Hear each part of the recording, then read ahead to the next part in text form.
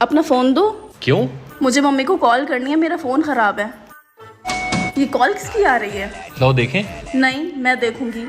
Hello, आप कौन बोल रही हैं?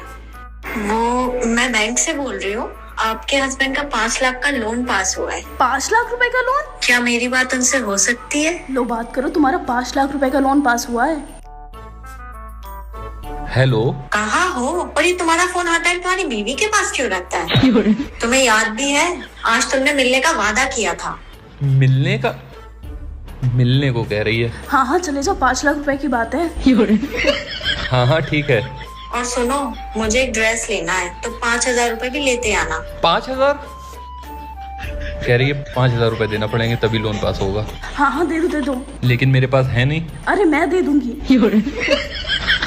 ठीक है। कहाँ आना है? छोड़ी वाली गली में। ओके।